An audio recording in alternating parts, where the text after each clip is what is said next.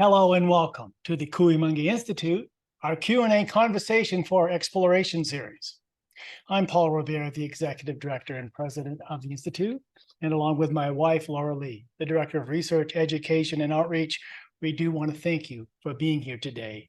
And on behalf of our Board of Directors, our advisors, our volunteers, and supporting members, we thank you for joining us. The Cuyamungue Institute is an independent nonprofit research organization committed to researching consciousness and the human experience, following the footsteps of our founder, anthropologist, Dr. Felicitas Goodman. Our focus is reflected in three main areas. We talk about experience, education, and exploration. We respect the path of academic balance, the creative pursuit of science, while advancing, conserving, and restoring a direct experience of the deeper human connection to all of life. It is part of our mission to expand our own experiential research with a multidisciplinary understanding that's available to us today. So as an educational institution, we take an open approach and we invite scholars in related fields to help broaden the scope of our own work and exploration. And that's why we call this Conversation for Exploration. These weekly discussions have had a full spectrum of topics from neuroscience and anthropology, archaeology, archaeoastronomy, ecology, philosophy, mythology, shamanism, ritual, the hero's journey. It goes on and on and on. Because it's a big universe and we like to go exploring. From the arts to the sciences. And you're welcome to join us on these weekly conversations. We also have posted hundreds on webcasts and also podcasts on our website at cuyamungeinstitute.com. All of our presentations are free, and as a nonprofit, of course, we want you to be a part of our inner circle. We invite you to become a supporting member, and we thank you, the community members who continue to support the mission of the Cuyamungue Institute. Today, we continue the conversation on the role of consciousness in mapping human evolution, and also that role of science and technology to support that balance needed as humanity goes forward.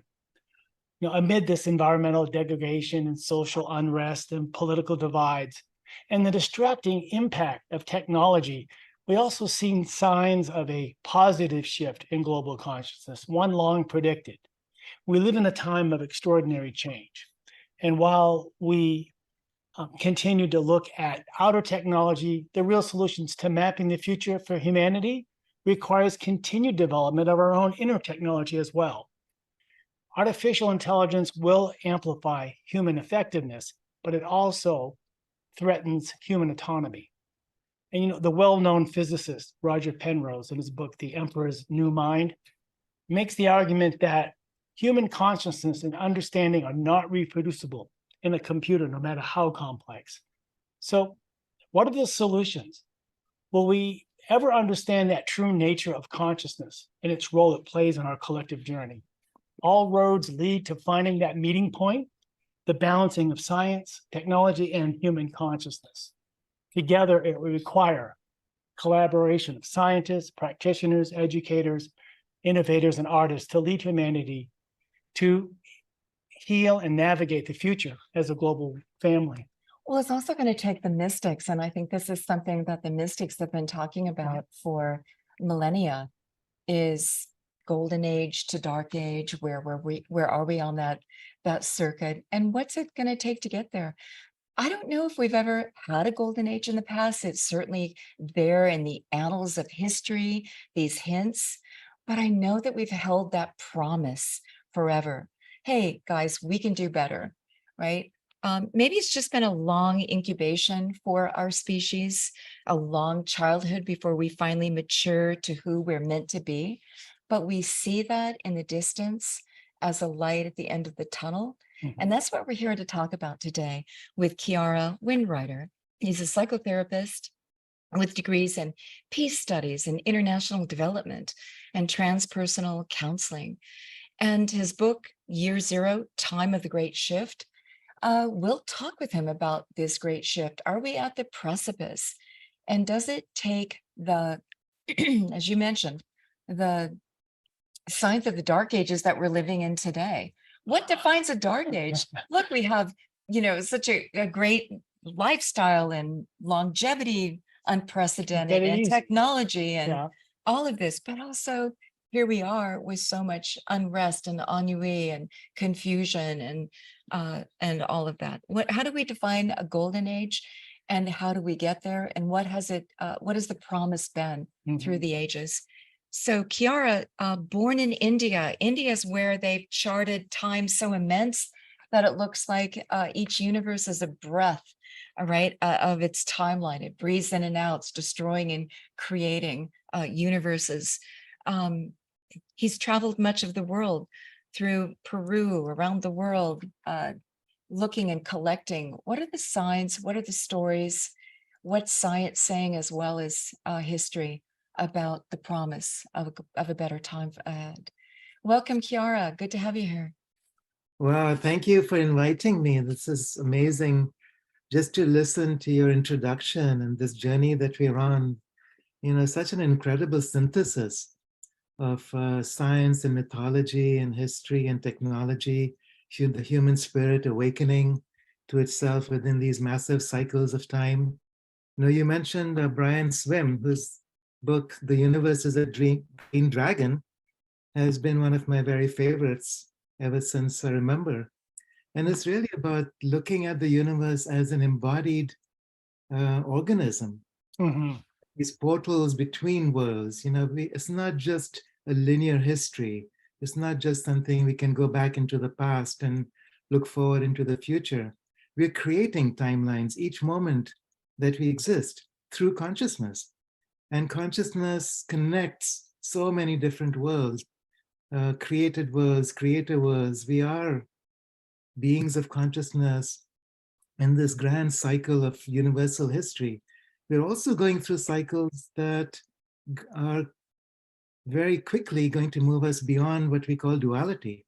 Mhm. Because what we understand today of this world, this universe, even ourselves, is perceived through eyes of duality, where something is always seen as an opposite of something else, good versus bad, positive and negative. Dark age versus age of light, right? So Exactly. there you go. And there's a purpose for all of this. There's a purpose for humanity being where we are in this grand evolutionary scheme. It's not an accident that, you know, we've developed reason to the exclusion of the heart, to the exclusion of the spirit. It's what the Sumerians referred to as the tree of knowledge, Mhm. knowledge of good and evil. There was a place for it. It's not yet synchronized with the tree of life, but that's the journey ahead. Humanity is a transitional species, as Sri Aurobindo said. And we haven't seen the end of it yet, but we're getting there. And these cycles of time, these cycles of history, these cycles of unfolding reflect how we are moving from one age to another, what the gifts are within each of these ages, and how we can consciously move and integrate towards the next.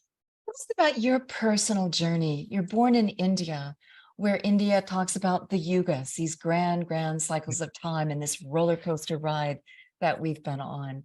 How Right. did that, growing up in that culture, how did that set the stage for you in the quest Yeah. that you're on? Well, it felt very natural for me ever since I was a kid.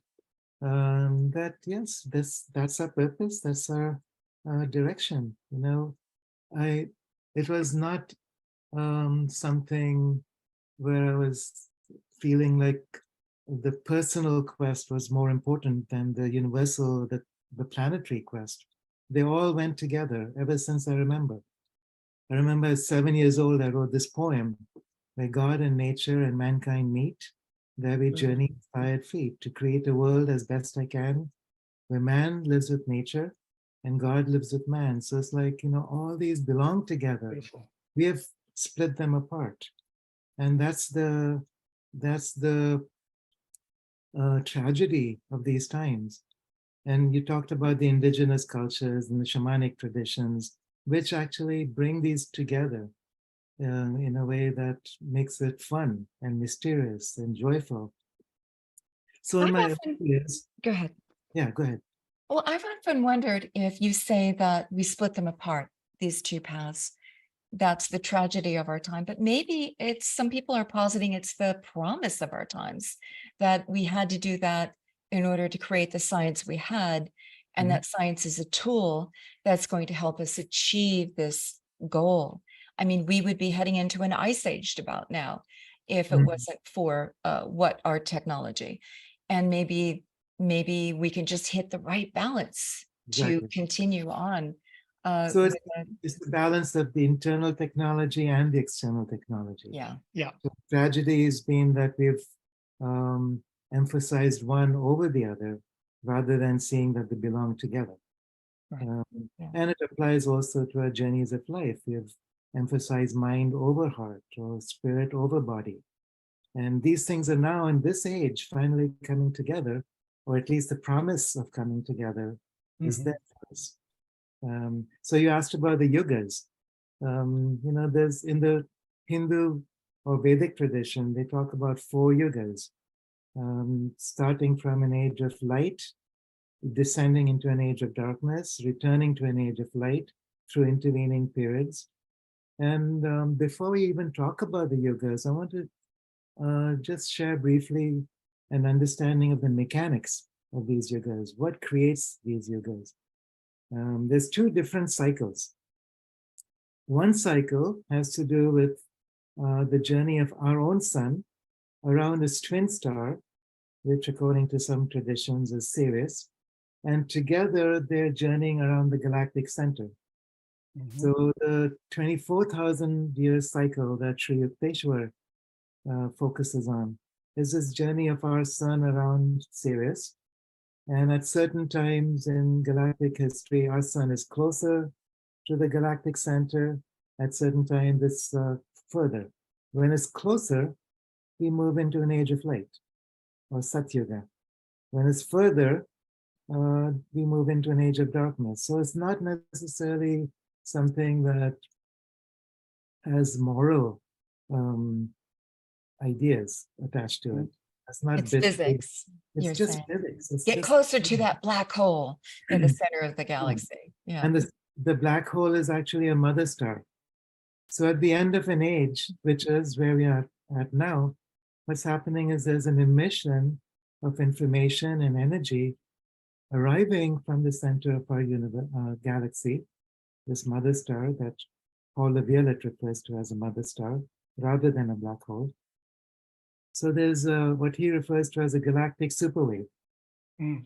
This is informational. It's also cosmic rays and gamma rays moving past spherically through the Milky Way. And it's very, very close now to entering our particular solar system.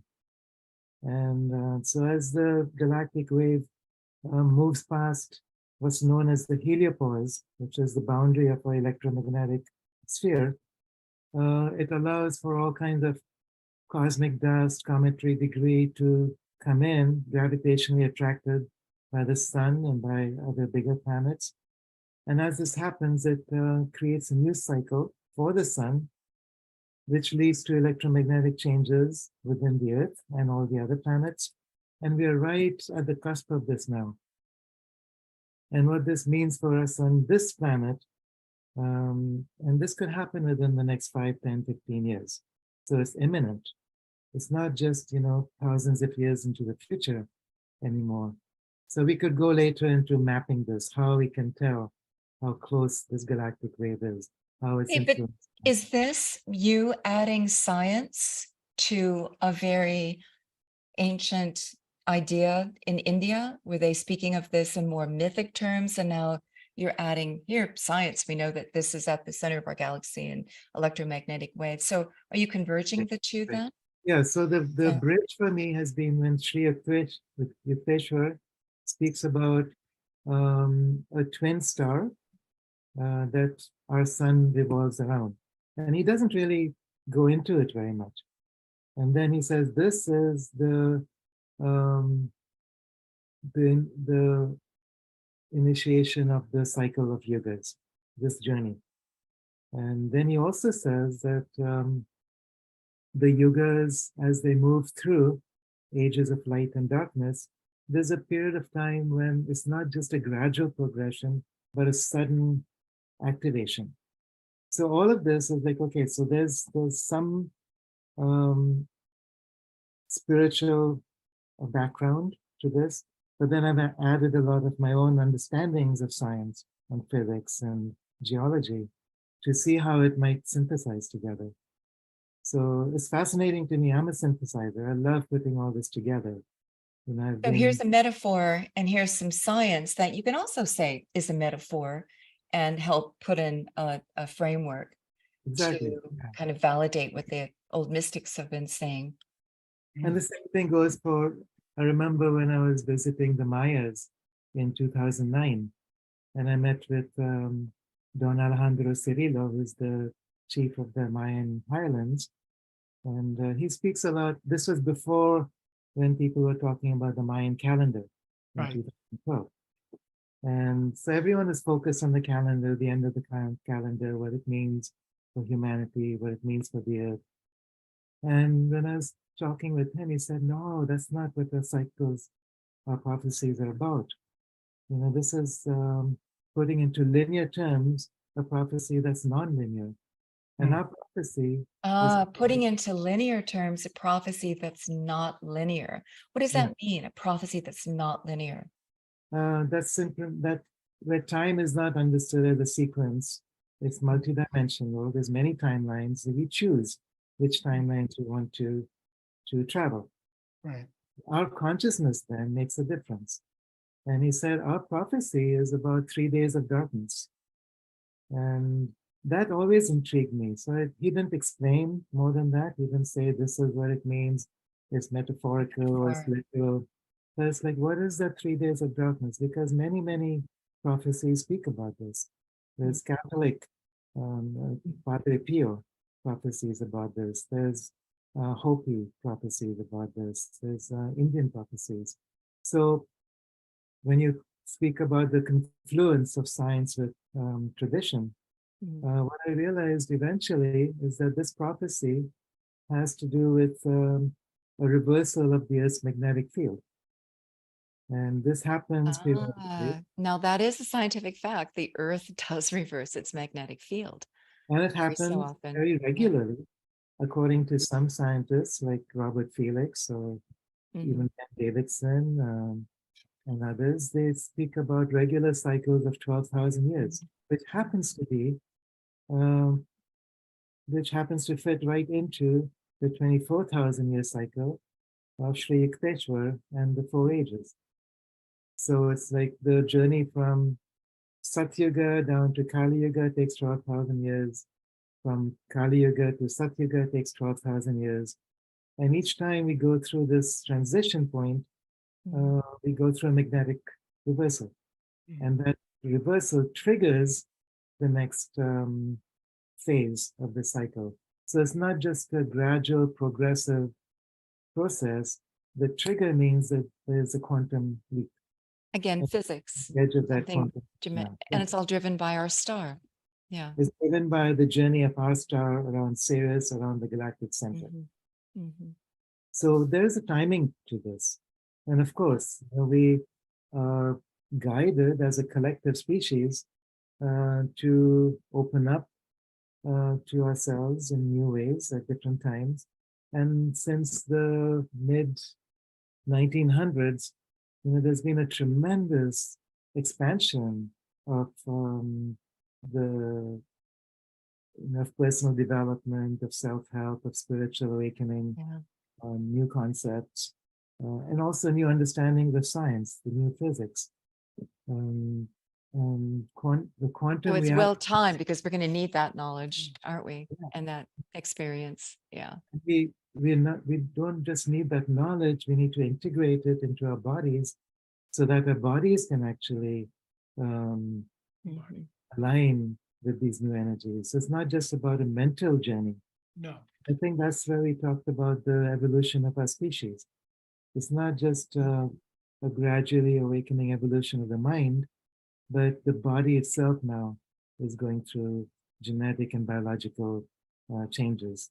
In response, Also understanding we're in a soup of a cosmic soup where there's a lot of energy coming through us, electromagnetic shifts, right? Yeah. We live in a sea of energy.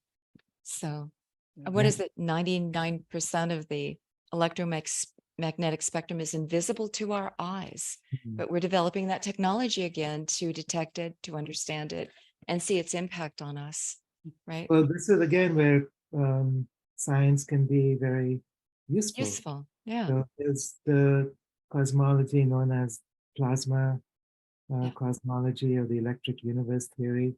And this posits that it's not gravitation that determines how universes are put together or galaxies are aligned with each other. It's electrical forces Right. through fields of plasma, which are the fifth element of matter. And plasma are electrical fields, just free floating ions, which then eventually, as they interact with magnetic fields, create what we call matter. So spirit and matter, plasma and matter, interact with each other across the galaxies. And then when there's magnetic fields that draw this together, it then creates worlds that we can actually inhabit with our physical senses, where consciousness can actually embody into a human or other form. And we need to also understand in this big sea, this big soup that we're in, there's a lot of other celestial bodies out there, This is a, and they're all cross communicating. I mean, yeah. and this is a significant part of what this institute's about as well. So I really appreciate the fact that you keep coming back to the embodied experience, that we need to have that integration, like you said, not just intellectual, not just Yeah. in our brains, but also that we're actually living it, that we're connected to it in that way. So Yes. And the message that we're getting are, we're part of a universe, this womb of right. creative womb of the universe. Yeah, And, a lot going on. and also bringing it to today in my lifetime, because you're talking in terms of yugas, you're talking in terms of giant scale of time, but also just in where we're at now, all of us sitting in this room having this discussion. As a psychotherapist, I know you have degrees in research into international development and all of that stuff, counseling, psychology. Where do we fit in? How can we participate? What is your message that like you said, beyond just the intellectual understanding, but simply how are we integrating this, and how, when we leave this session today, what do we take with us? Beautiful. Yeah. So, okay. So let me bring together a few insights. Yeah. It's like jigsaw puzzles. You know, there's different pieces that fit together at different times, and then suddenly you see the whole. Until then, it just feels like a mess. And for many of us, you know, we've been in this mess. We've been living this mess for as long as we can remember. And now it's like these pieces are slowly coming together. So where we are today,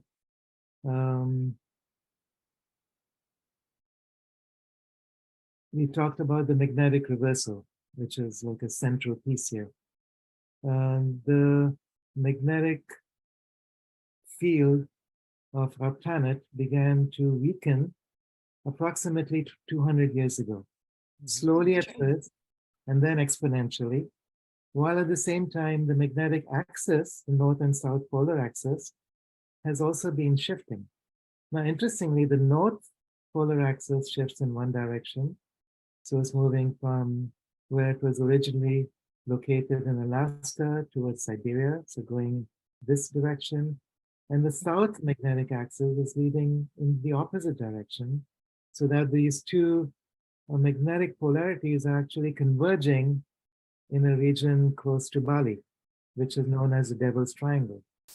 So on the opposite side of the Earth, a new magnetic vortex is being created, and this is in the area known as the Bermuda Triangle.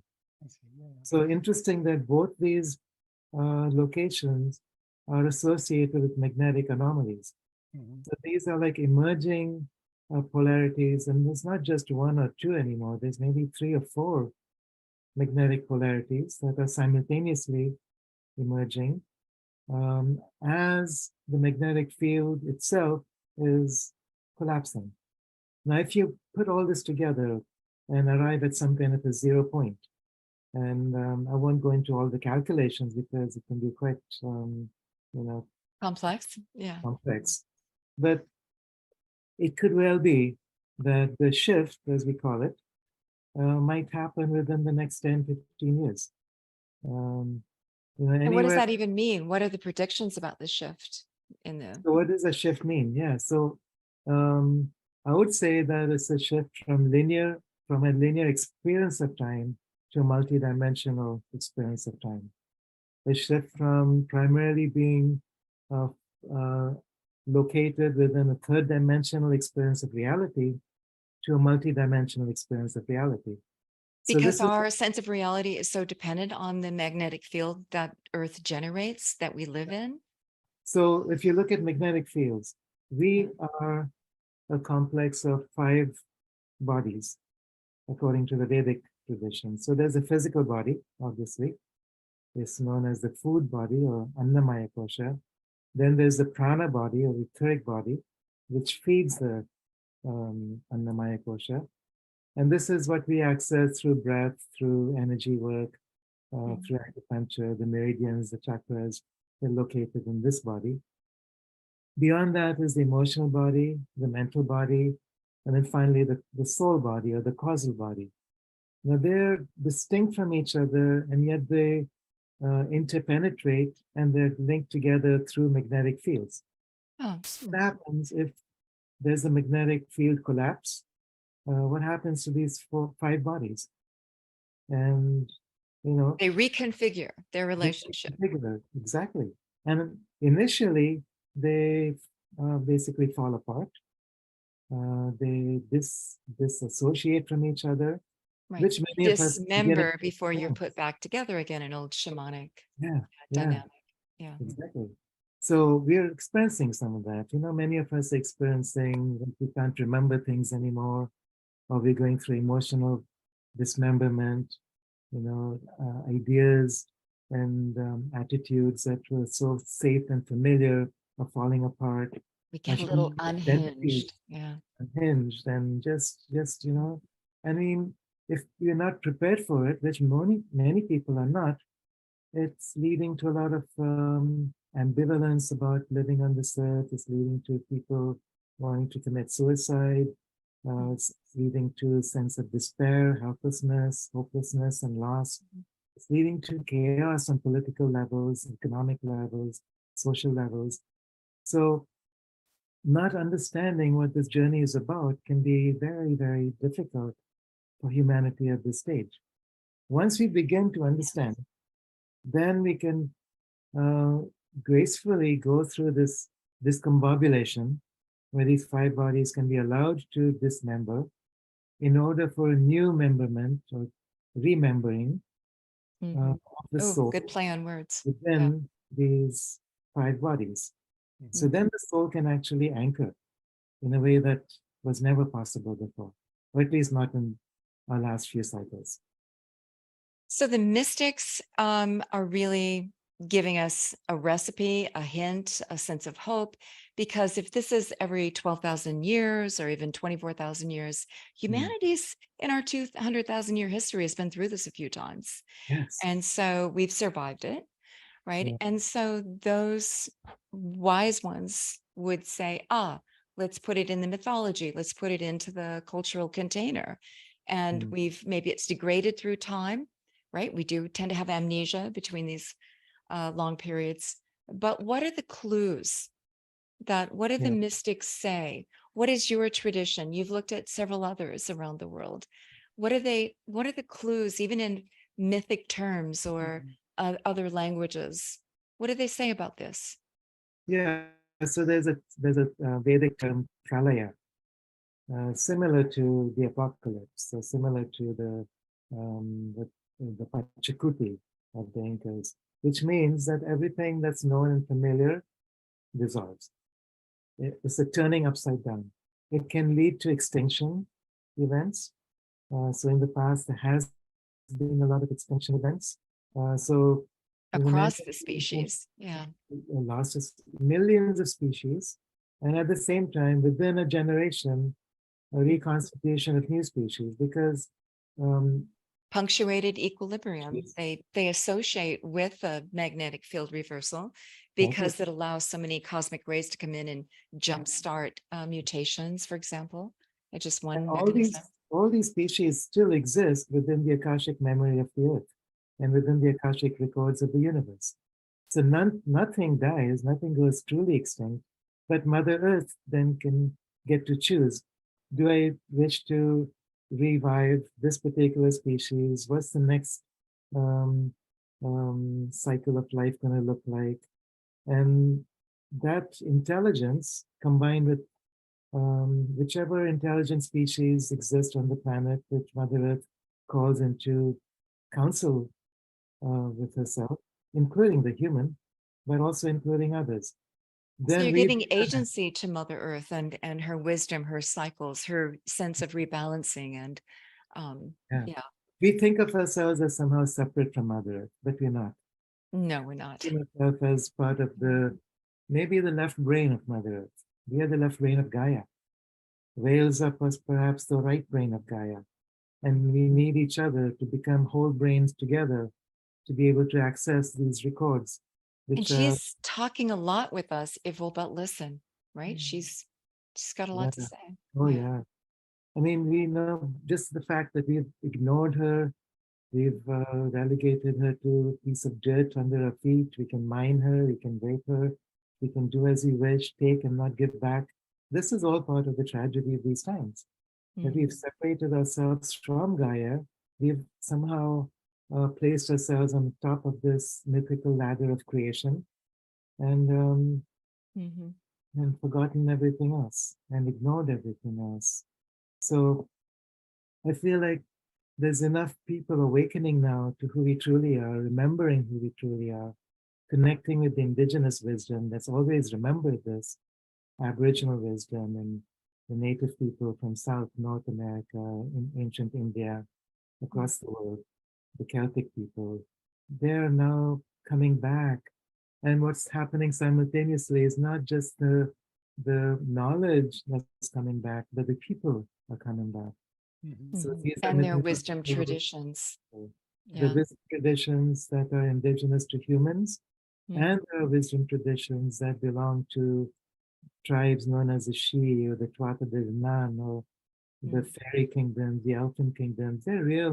They're real. They're not just mythologies created from our human minds.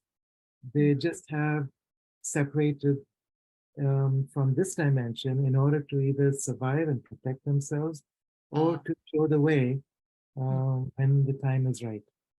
You know, it And is interesting that modern physics is telling us time may be an arrow, a two-way street, backward and forward. There's multiple dimensions to reality, or so the math says. I mean, physics is actually positing and suggesting a lot of what you're saying is possible.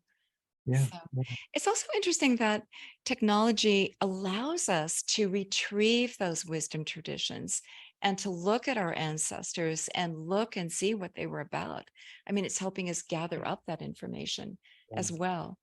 Um, Yeah, and the It is, story of and the human spirit, that whole idea that we can maintain a thread of positivity, yeah, of optimism as we go along, because it's easy not to. It's easy to buy into the fact that, oh my God, everything's give up, collapsing. right? I'm It's ready. I might as well hopeless. give up. And but then there's those of us that are trying, Yeah. okay, yes, but there is dysfunction, and it's hugely apparent right now. But if we can hold on to some kind of thread of optimism and also increase what you're referring to, that concept of global consciousness. So the fact is that the individuals take that moment of Yeah. time to connect with the human story within themselves, embedded spirituality, embodied spirituality, and then also then on the global scale being integrated. There has to be a shift. There has to be a change. It can't just be words and talking. And yeah, so that's where we're at now, where we're just looking at these things, and the negativity is winning the battle a lot of times, and at least on the public stage. So we have to see where those of us that want to hold the flag up of optimism and how that fits in. right. Well, Well, Paul, also, you isn't spoke like the about little gosling that's in its shell, right? The little hatchling in its shell. And I was just hearing the other day that it really takes the gumption and being called forth with all your strength of that little guy to break through the shell in order to thrive. So if you break the shell for the hatchling, they're not going to do as well as if you asked, nature has asked them, hey, give it your give it your all. Yeah. And then you've called forth your Well, yeah, strength that's true. to then Yeah. go and thrive. And so it feels like that with us. We're being challenged. It's like all the Hollywood movies, here's the hero, the clock is ticking. You've got 5 seconds before the bomb goes off, and then the hero saves the day. But it took that moment before you really pull everything together. Every fiber of your being is Mhm. called forth to save the day. Yeah. Maybe nature has set that up in us. Well, somehow we Somehow constantly, it feels I like. remember when I was in college, there was a term paper due by a certain Oh, deadline. yeah. Yeah. Yeah. And I could never, you know, start when I was supposed to. I'd always wait till the very last moment, the last night. You got to have the heat on you, right? Yeah. Yeah. And Those then deadlines approaching really motivate us. Yeah. that's where the human species is today. We're at the edge of destruction. The Do or the die. nuclear Yeah. clock is ticking away. It's do or die. We either go extinct or we move into a new stage that we've never experienced before. And it's not, well, there are things that already have been written out in in In the the prophecies, in the prophecies. what And does it say? Yeah. the prophecies are actually not just prophecies of the future, but they're memories of the past. So, prophecies like the 3 days of darkness, the prophecies of the Pralaya, they know what to expect because they've been through this in the past. They've just forgotten. Mhm. And as we begin to remember the old mythologies, the old stories that were written in rock and stone and written in the And stars, they ring true within us. Yeah. then it's like we are multidimensional. We exist within the rocks and the stones. We exist out in the stars. The memories are there. We can access those memories within ourselves, and this is what mystics do.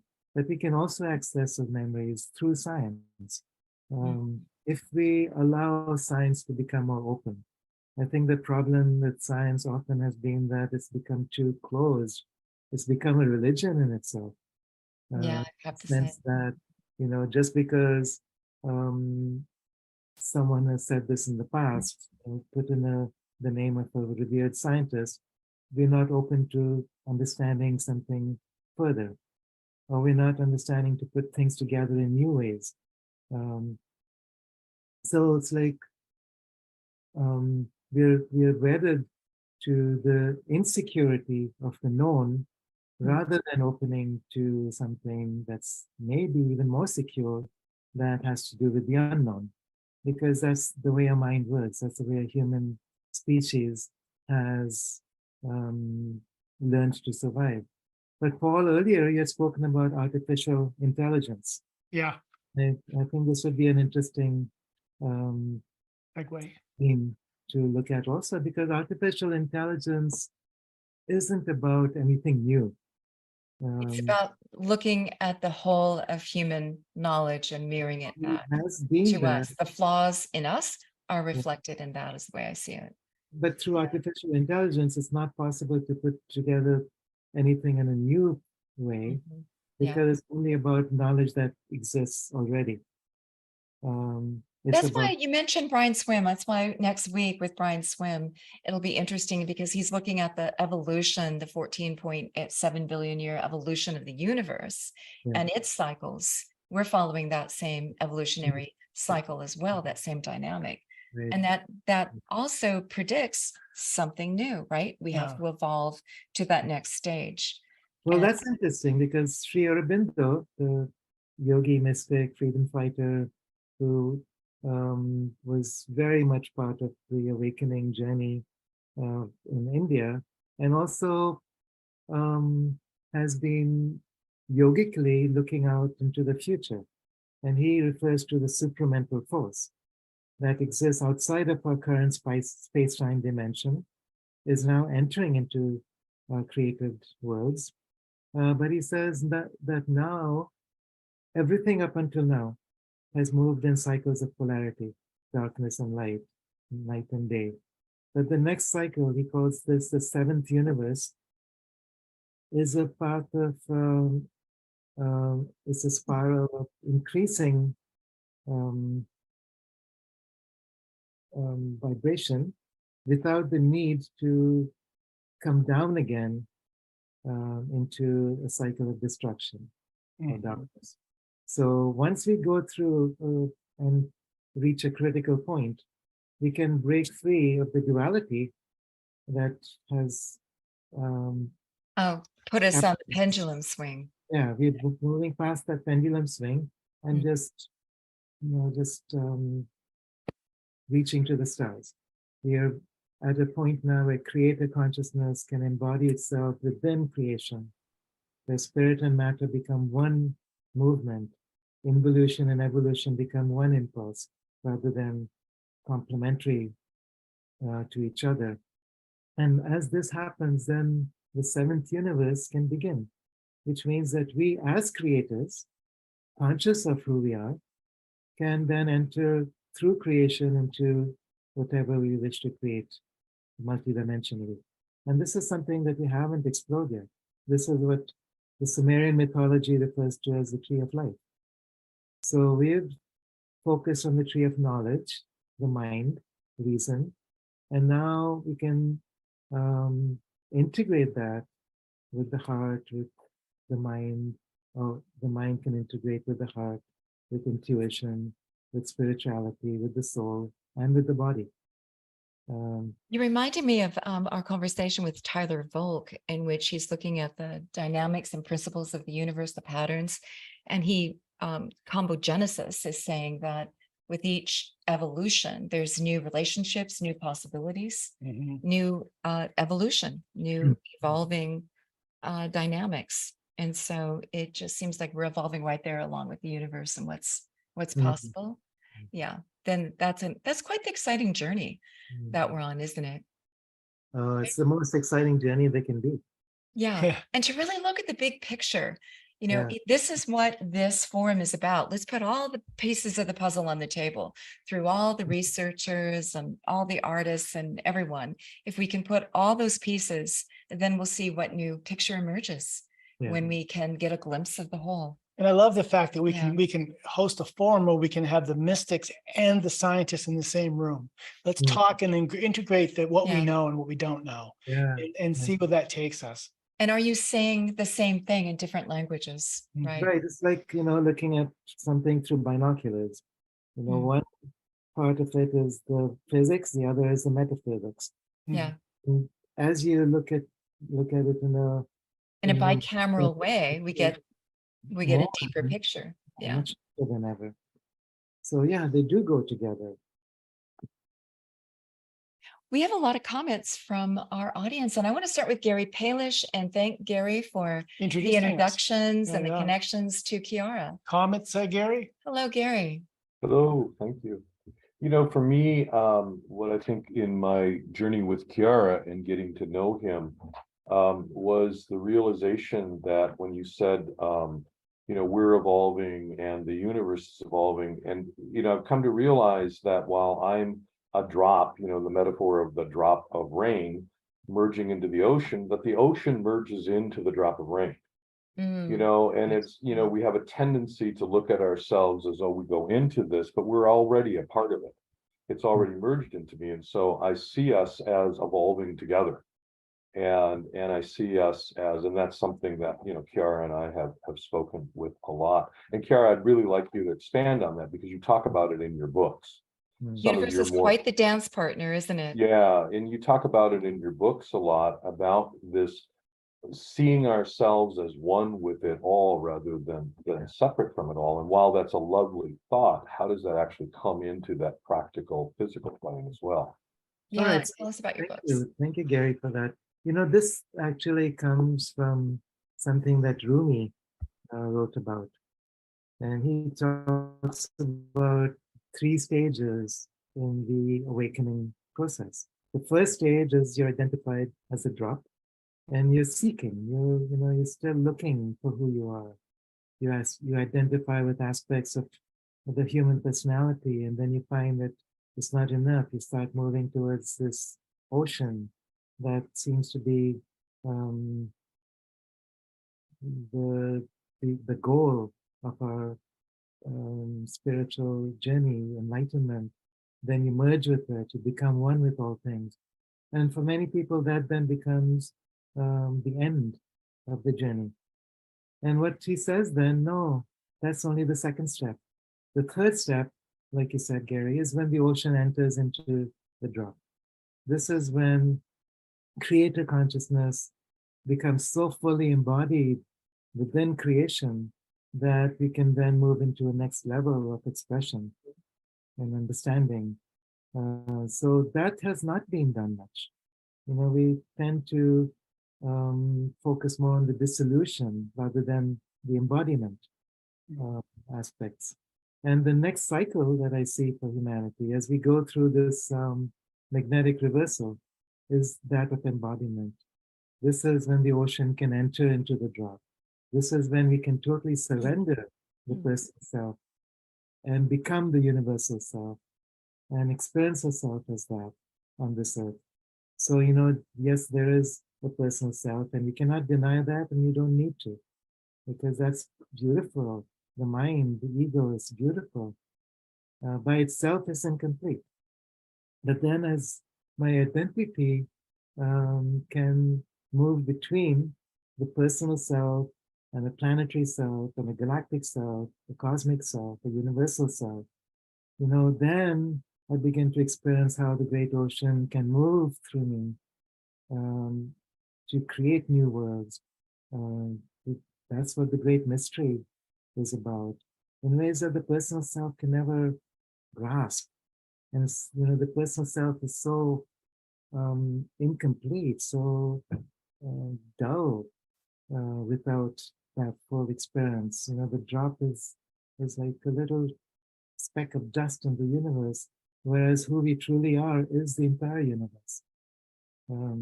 You're beautifully confirming an experience that we have in our ritual body posture ecstatic trance states, in which we just expand, right? You just start to see through the eyes of the universe, or the eyes of Mother Earth, or the eyes of that experience is so accessible to us. And it's beyond words, right? It's Gary, a follow-up, anything, or?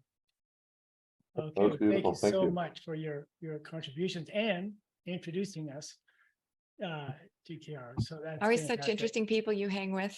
So Maybe I was going to invite Tony, because Tony's an astrophysicist, and it's a great way for that of you looking at all these traditions from wisdom traditions, and he's a cutting edge scientist looking at what's happening. But Tony's also has that element of mysticism in him as well. So it's a great way for us. we also to have a Vedic bring- scholar here. We have somebody looking at global consciousness. We've we'll do got that as well. Okay. Mhm.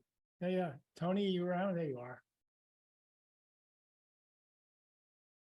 I know you asked a couple of questions in the chat room already. Yes, I do. Well, thank you very much. I am unmuted, I hope. No, Of course, I'm looking forward to seeing how what Fred Smith has to say will emerge. But I'm loving what you're saying. It's really a great field to think about. But I have this way of asking questions which are not meant to be derogatory, but I'm just curious. What if we, as a human being, or a small group of human beings, goes to where there are not magnetic fields? What does that mean? Does it mean everything is constant, or do we somehow relate to the Genesis place that's Earth, for its magnetic field?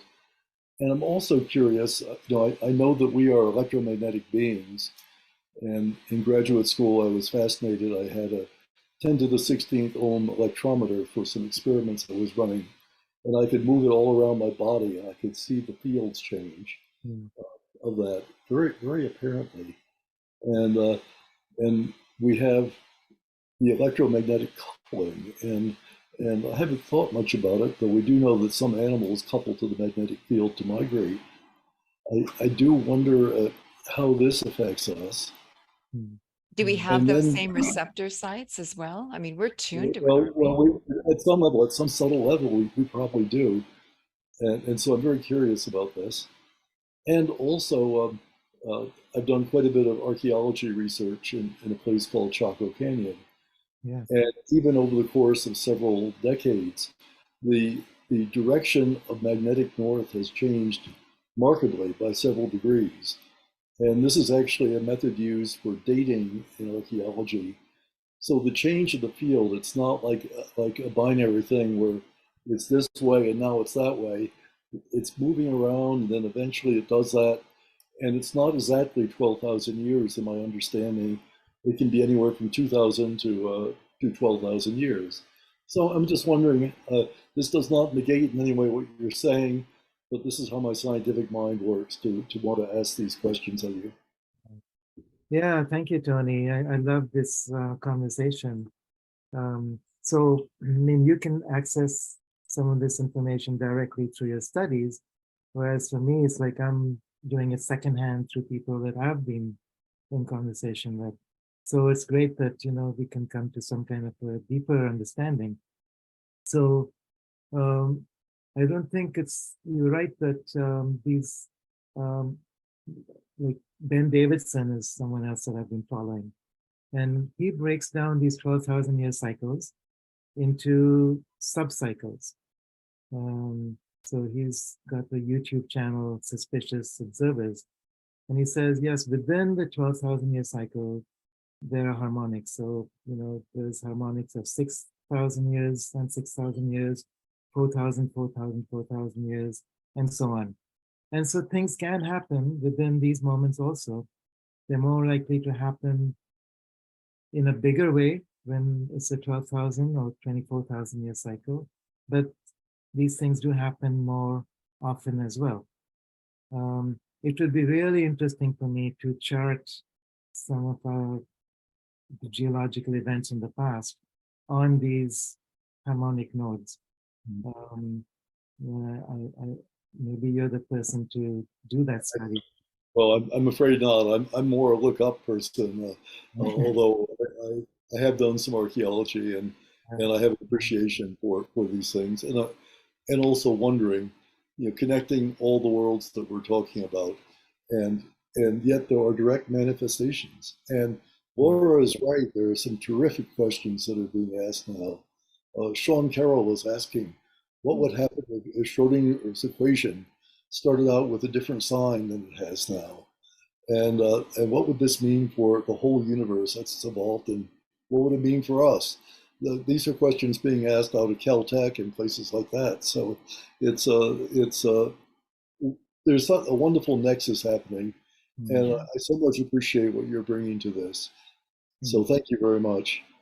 Thank you, Tony. I appreciate it. It also brings to mind the Milankovitch cycles, which are mostly associated with ice ages coming and going, the Earth's axis tilt, the eccentricity of the orbits, and those grand cycles. But you're making me wonder if there's more to that than just climate, if it's how those cycles are impacting us, because it all has to do with our relationship within our whole solar system and our sun. And I bet there's a lot more harmonics going on there. Fred, I'm going to put you on. All right. There you are. So Fred is a recently retired, I guess, a professor emeritus of religious studies, Sanskrit, and Vedic The scholar, and all that Vedas. stuff. Well, first, just for Kiara's information, everything I say is being fed to me by my parrot on my shoulder here. So you'll have to A true understand mystic. that there are Yeah. kinds of consciousness that might be melding as we speak. Yes, I'm very interested to hear what you've been talking about. The notion of harmonics. I mean, of course, I've been reading about it periodically for the last 40, 50 years, in various, going back to the 70s. But it's something that in this kind of idiom is not exactly what I've been studying or writing about for as far as India is concerned, which is really my field. Well, there's these two major cyclic notions of yugas, of course, as you're very aware, in India. One is the one that goes for a couple of million years, which is in some of the texts called Puranas, which are the sectarian histories. and the other is in Mahabharata, which is what I've been working on really closely for quite a while, which is the 12,000 year period now. And according to all of these, we're kind of at the tail end of the the Kali Yuga, of the darker period, the period that approaches the end of the Yuganta, the end of the Yuga, and after which there's this pralaya, or cosmic dissolution for a while, then it remanifests again. But those are the narratives that are lived by in India with these. And as far as the harmonics are concerned, but this is just to say that there are these convergences, and there are these harmonics that have been addressed throughout Indian history, oftentimes looking at where the positions of the stars are. And the fact that it persists today after thousands of years of this is pretty remarkable, and attests, in my humble view, to some sort of accuracy, in some sense, accuracy. But it's So what also, you're saying, Fred, is that if you can see it on a small daily scale, then why not those same dynamics on a longer timeline scale? You're Exactly. saying if these configurations are meaningful and charted through time, then why not step back and see a bigger picture of it? Is that what Yeah. you're saying? The scale? But the bigger picture of it, this is what I want to hear from Kiara and want to learn about more, is why are we, because it's changing and there are these regularities and there are these constant positional changes, why are we moving in a positive direction? Mm. That's my Good question. question. How do we know this? What's Yeah. Reassure us. Yes. Yeah. Thank you. So first of all, I'm really glad that you mentioned the two different yoga cycles. People often confuse them with each other. There's the larger universal yugas that have to do with our solar system and its journey around the galactic center, which could take millions of years. And then there's the cycle of the sun around Sirius, or its twin star, whichever that happens to be, in the little mini configurations. That's Okay. 24,000 years. And I think the question of hope is really key. Like, how do we know that it's going to be something that, as we move into a dark age, that we're not going to destroy ourselves? Or if we do destroy ourselves, how do we know that it's the end of existence? Is, the whole cycle of death and renewal begins to make more sense in this context. So it's like seasons, even the yoga cycle, are seasons, rather than, darkness and light as moral values. All shades of gray. They're all shades of gray. And there's a process that, so Saturn, you mentioned Saturn, Mars opposition. Saturn is, when you're resisting Saturn, it can break you down. If you're aligned with Saturn, if you make friends with Saturn, it can become a teacher. An ally. An ally. And I think that's where we are. We're at a phase now in human history where we have resisted so long, resisted this, the inner aspect of our being, that it's no longer possible. And that's what's going to happen. Then Saturn comes into play and breaks down old systems and then rebuilds. And interestingly, as I'm looking at astrology, tropical astrology, because in Vedic astrology, Pluto didn't even exist. Right now, Pluto is going, the US is going through its Pluto return. And that's a 248-year cycle, and 1776 plus that makes it right about now. And earlier this year, I think we already went through 3 or 4 of these Pluto conjunctions, And in October will be the final conjunction as it moves on. So the choice we're given, and I'm including all of us because the US in some way, being the melting pot of the world, has represented humanity, not always in a good way, and often in a way that's created a lot of not so good outcomes. Other side. Yeah. But as we go through this Pluto return, we have the possibility, we have the option of going through into the positive aspects of what might come. We also, of course, have the option of collapsing completely as a nation, as a society, as an economy, as a planet. Those options out there. So what gives me hope in all of this is going beyond this to a bigger picture.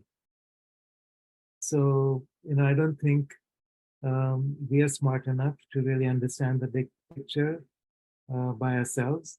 So for me, I look at mystics like Sri Aurobindo, Peter Donov, some of the ancient Mayas and others that have been able to pierce the veil to look at other timelines than our own, and can then bring in something from beyond into the current cycle. So what Sri Aurobindo talks about, this is someone that I've really treasured and as a voice for this awakening time. And he says that it's before he refers to a supramental awakening or a supramental descent of this unified force. But he says before the supramental descent can be fully actualized, there will be a supramental catastrophe. It's inevitable. And what the supramental catastrophe is, in his definition, is all the shadows of our human history coming to the surface at this time. It has to come to the surface to be revealed and then to be transmuted. So anything within a personal story or within the collective story that has been shadowed. So when you look at the Pluto return, for instance, in the US chart, there's shadows of genocide having to do with the African nations, Native American nations. It has to do with current hegemony around the world. And those shadows of genocide need to be confronted. Hopefully someone like RFK Jr. can be a voice in doing so.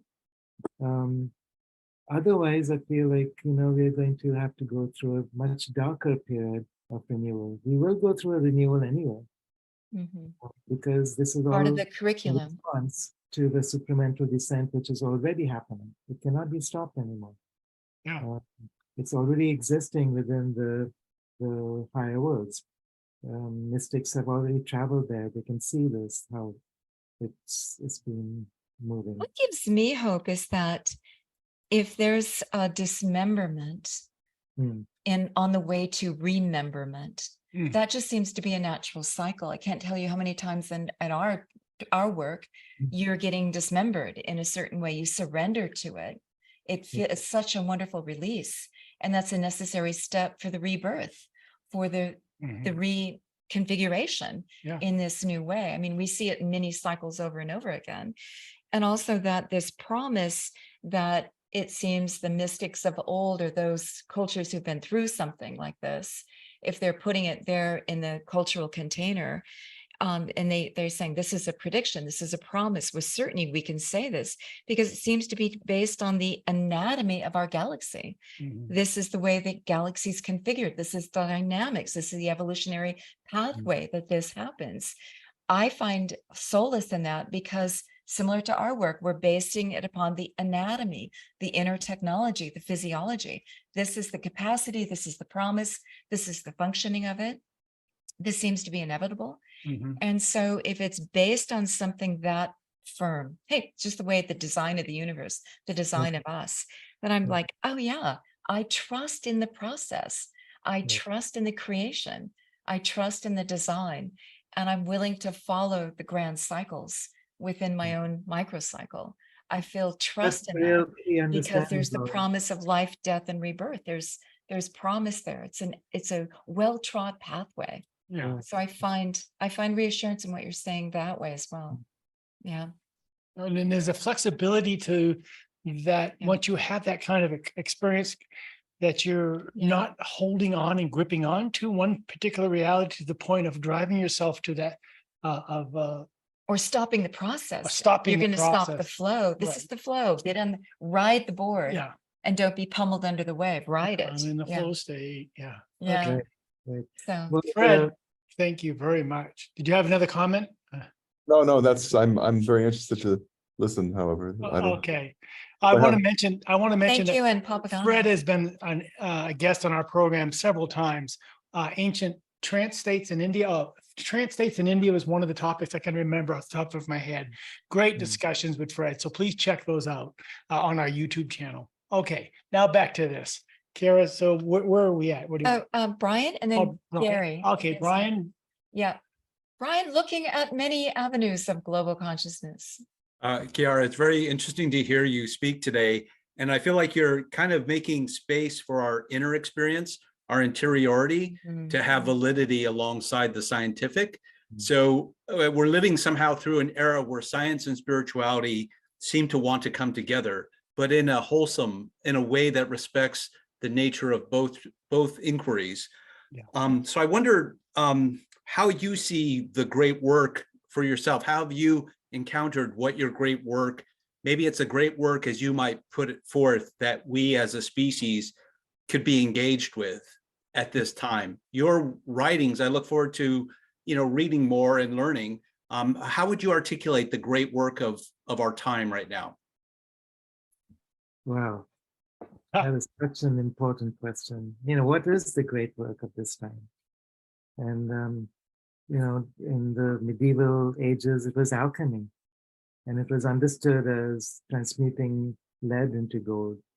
And I think for our age, it's transmuting also, but it's like a fractured human consciousness into an integrated human consciousness. And it's where psychology and spirituality and science and all these disciplines come together. I know so many people who are spiritually illumined, but psychologically they're a mess. I know scientists who are stuck in their own religion of understanding without being able to access other possibilities. And I think the great work of this time is to be more open to what wants to come through from within ourselves.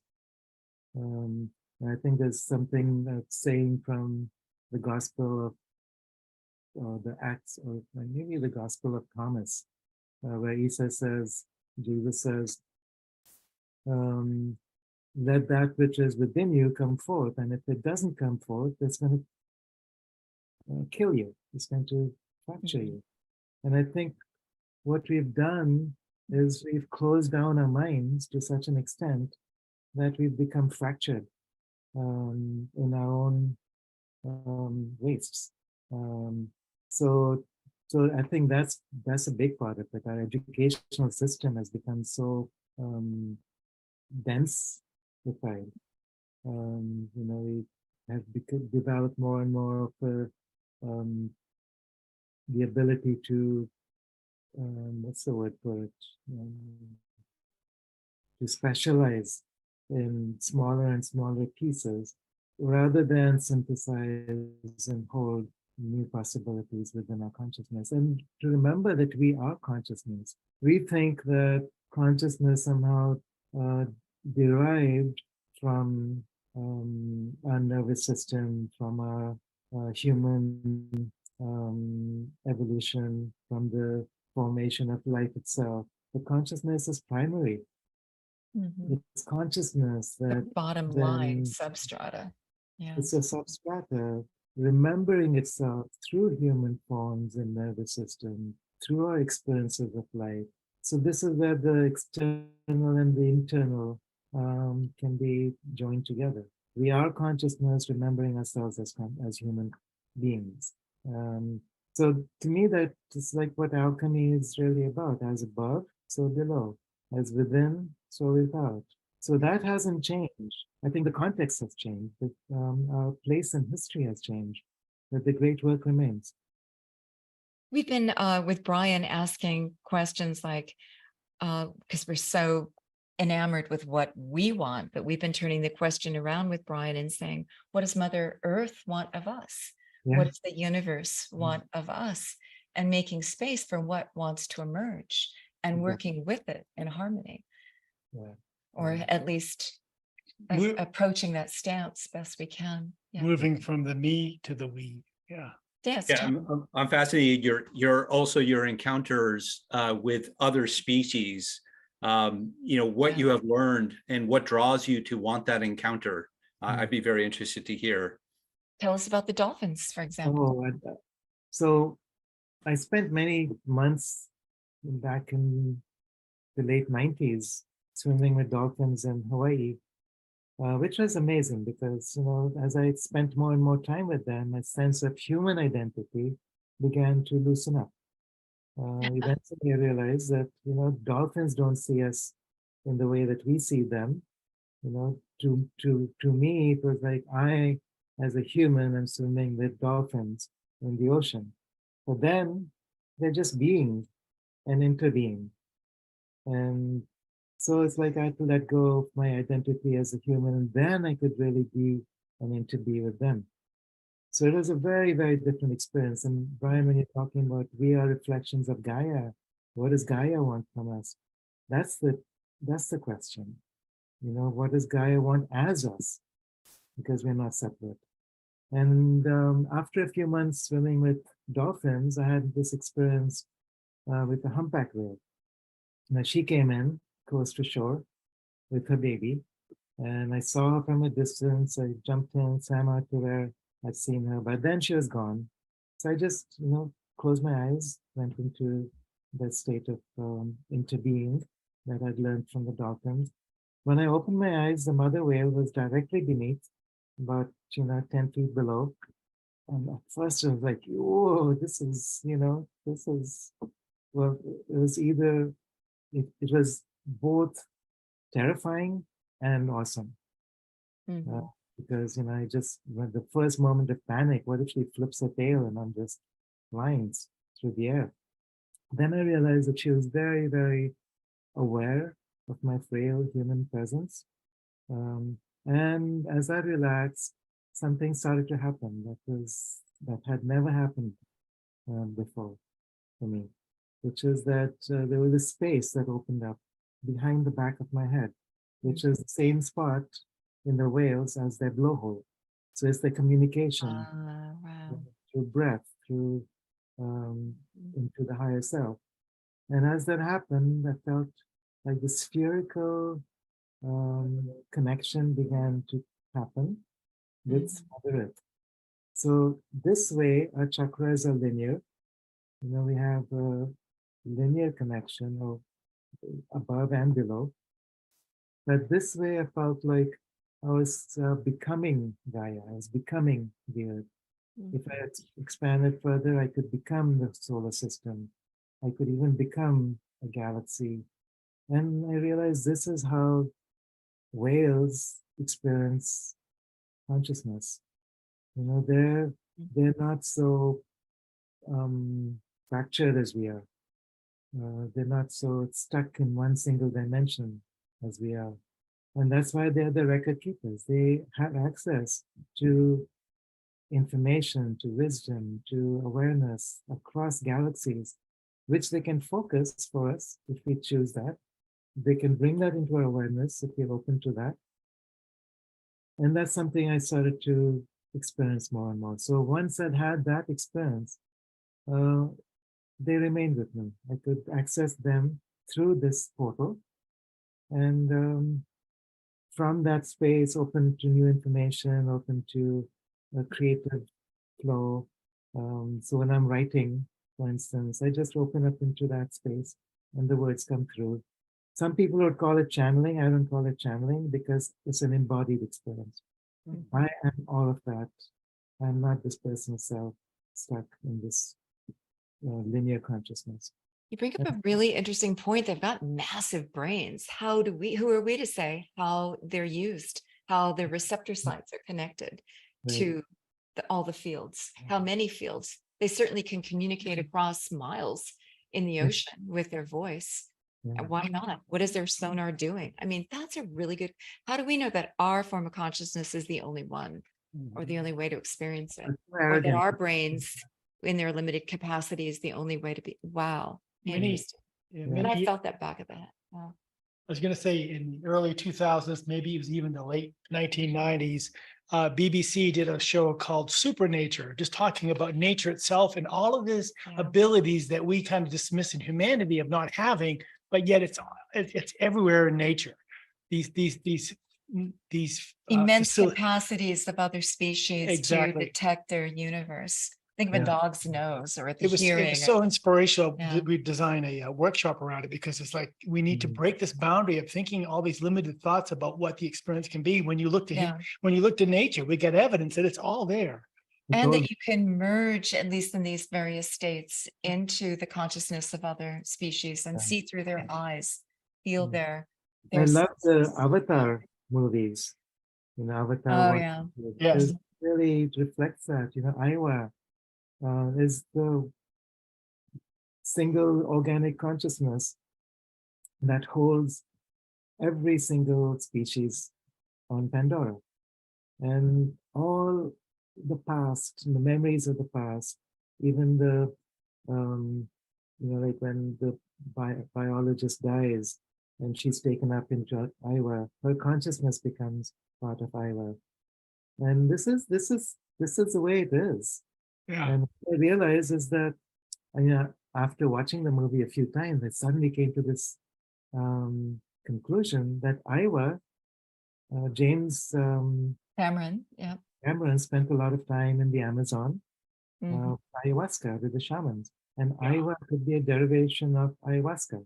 Nice. And look how popular those movies are because it's speaking something to us that Yeah. we've forgotten Yeah, yeah. or need to hear. Oh, just a reminder. Yeah. Yeah. And Uh, even the trees, the relationship we Yeah. have with trees. Most of tree life happens underground with the rootlets, with the mycelium, with the mushrooms, and The it's like- communication, the sharing, the, yeah. Right. And we only see the surface. Yeah. Just like It's we like see a the surface. brain down there, isn't it? With all that neural net. Yeah. Yeah. Brian, a Thank you. follow-up? Thank you. No, that's good. I'll let someone else have a chance. Thank you very much, Kiara. Thank Brian, you. that gives us lots to talk about at our next global consciousness Yes, it does. gathering. So yeah, Oh, Good. yeah. Thank good. you. Oh, heavens. Thank you. All right. Well, I want to go back to the chat room for a second because two questions Yeah. came up. First of all, Fred said, have you written about the dynamics of whale or dolphin consciousness? And then, of course, Tony had to chime in and say, I wonder what a whale posture would look like. Let's try it. Our metamorphosis postures, Tony, and Yeah. ask that very question. Yeah. Interesting. Speaking of that- early ancestors, I just want to say that even in Jean Auel's book about Clan of the Cave Bear, and where she's looking at the, really based on science, and she's projecting in a fictional story what life was like for our ancestors and the Neanderthal tribes that they encountered. I just remember one scene where she describes the Neanderthal woman walking through new territory, and she wants to know if her ancestors have ever been there before. So she takes a little bit of the soil and she tastes it. And from that, she's able to grok information that they have been there before because there's a remembrance. And I've always been impressed by that even Jean Auel, who I got to meet, I was a fan, would project that out as a way for our ancestors to open up their bandwidth and remember. Neanderthal had bigger brains than ours, by the way. And I thought, well, how interesting and how intuitive, because back when she was writing a few decades ago, we weren't cognizant of the soil containing so much microbial life that was communicating, as you said, underground, that it has vast neural networks with the mycelium, which is now a big thing, and with the exchange of information, nutrients, water, and all that it needs, that there's a rich life going underground. And that we can be a part of it, that we can communicate with it.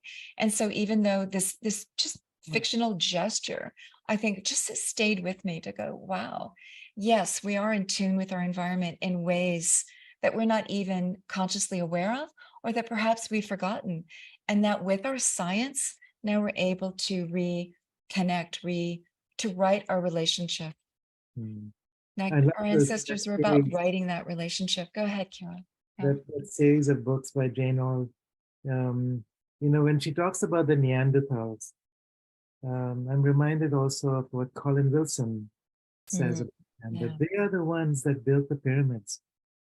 They are the ones who had the ability to move stones through sound, to shape rock, to, because of the neuronal synapses in the brain were much more activated than the next species that came along. Because the next species that came along carried a lot of trauma from the death of Atlantis, which then, froze those neural pathways. So what does that mean for us? Can we awaken those neural pathways once again? And what would that mean? This is really what our journey is about, I think. So Sri Aurobindo says this is a transitional species. The next root race will have the full genetic ability that the Neanderthals did, plus more, because now the rationality that we've developed, the science, the technology that we've developed through reason can be integrated in new ways with what's possible with our inner technologies and intuition. So, And I find great comfort in that, to think that we are equipped with far more than we are using today. We Yeah. come designed and equipped with more capacities that will be useful in our future. And I also Yeah, appreciate the hero's journey, right? I mean, I have to liken this to that, we meet mentors, and or you could call them fairy godmothers in the fairy tales, and that give you a gift, and you may not know what that gift is useful for. They're gifting you, so you put it in your pocket, and it's only later when you're challenged that let me pull it. Oh, it's the exact tool I need. This is what I need to get through the threshold guardian and continue on my journey. So it's interesting how again and again we're discovering there's more to us that yeah. we're. Let me get back to Fred's question. Yeah, Fred, yeah. So yes, there is a book that I've written. Oh, called the books, yes.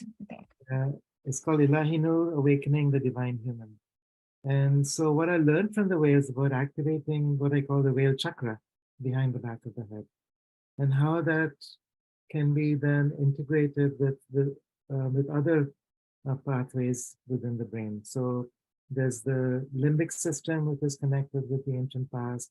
There's the prefrontal lobes that are connected with what could be our future, the subconscious, the superconscious, the heart, the back of the heart. The back of the heart has to do with elemental consciousness. It connects us to the worlds of nature.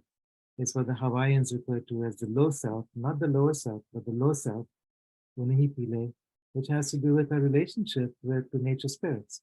All this has been neglected and is being reconnected now. So this is a system that I evolved after spending some time in Egypt. I was living in Turkey at the time, based on the archetypes of ancient Egypt and what that means for us today, because all those archetypes still exist within us. And then developing these pathways, opening to those archetypes in a way that we can become more multidimensional by connecting up what's being forgotten. So I wrote that several years ago, and then I've been traveling and teaching the Ilahinu work, various places around the world. And every place I go, what touches me is that very quickly, it's not about taking a lot of time, but very quickly people are able to access that same consciousness for themselves, the same ability to tap into the hall of records, to open up to this multidimensional world within themselves. Because we're designed to do so. Designed, yeah, this is all inside us already. is just finding the keys, like you said, that stone hidden in your pocket that's now ready to be grasped. Yeah. Become equipped with the keys as well. Just have to connect them up. Wow. Tell us about your book, Year Zero, Time of the Great Shift. Okay, this was one of the first books where I started putting together the science, the geology, the astrophysics with more of the indigenous understanding of these cycles of time, the ancient Indian system of the yugas, psychological models, along with my own personal experiences. In a way that, year zero is the 0 point, is that 3 days of darkness that we journey through, move through this magnetic reversal, and then eventually, or not eventually, maybe very quickly, because we're going through this quantum leap, it's not about linear time anymore.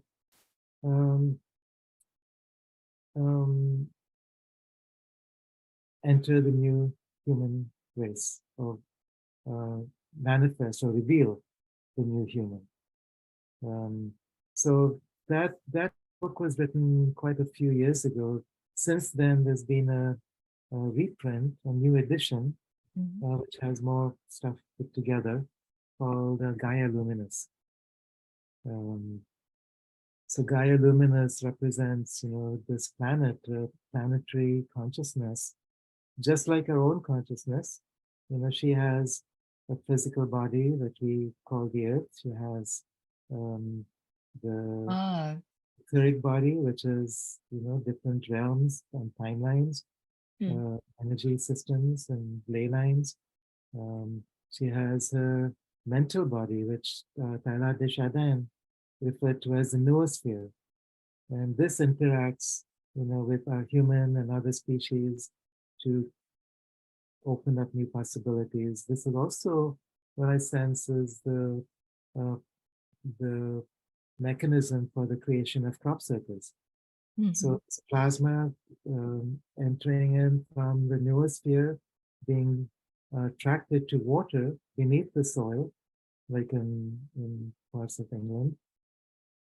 And then that as those intelligences within plasma begin to interact with the water element, suddenly, within seconds, the whole crop circle can be experienced. And just like with us, suddenly within seconds, new genetic pathways can be opened. So our interaction with this level of the Earth, the emotional body and the mental body of the Earth, of Gaia, is also part of it. And then there's the soul consciousness of the Earth, which we can also communicate with as we go deeper into our own soul through the causal body. So, so what the whales opened up was this access point to join the soul of the Earth. So literally we become Gaia. So Gaia Luminous is about just like we as humans are evolving to the next level of our own potential as Homo Luminous, so is Gaia evolving into Gaia Luminous. So what does the structure look like? And how can we participate in this? One thing that keeps coming to us is that we are the technology that can detect all of these different levels because we have it, right? We wouldn't have the physical and the prana and the emotional and the mental and the soul body integrated if we also weren't equipped with the way to detect it and integrate it, right? And to hear it, to dialogue with it, that must be part of the hardware that we're given or the software that we're issued. We are the technology to open our bandwidth and communicate with all that. It must be delivered with the actual physiology and all the whatever else that we have. So we have that capacity within. So that is also a message of hope. This is just part of our evolution. You talk about whales who you're, by summarizing what you're saying, you would say, well, they've been on the planet for these millions of years. They've had time to evolve to their full potential. What are we, 200,000 years old? Although we have a good lineage. I mean, we're in our infancy, right? So I guess we're in our natural maturation cycle. This might be where we're headed if we don't blow ourselves up in the meantime. But I appreciate what Brian Swim is going to say also next week, that, hey, actually we're 14.7 billion years old, because we are part and parcel of the universe. If you see us as a whole, Right. then we're just these set of eyeballs over here to see the universe. We are part of the whole. Our brainstem is part of that whole neural net of this universe. So, I mean, telling ourselves this new story, understanding ourselves in this greater context, having this conversation, you writing your books, doing what you're doing, having all of this just Contributing. as part of the process. Right. This is just an inevitable part of the process to dialogue with this, and then Right. to integrate all of this together. So I think we're well on our way. What other tips would you give us about helping to collectively, Mm. open up and embrace this I as we think get dismembered, to also put the pieces in place for our, with the mystery is a big piece of it. yeah. Mm. Like there's a passage from I just as I was writing last night, a passage came through. Let me read that. It's Oh, yes, please. Let's have a reading. Yeah. So this is something that's been in the last couple of weeks, since I arrived in Sedona, traveling with Gary to Santa Fe, and then here in Southern California. It's like there's this whole explosion of creativity that started to happen.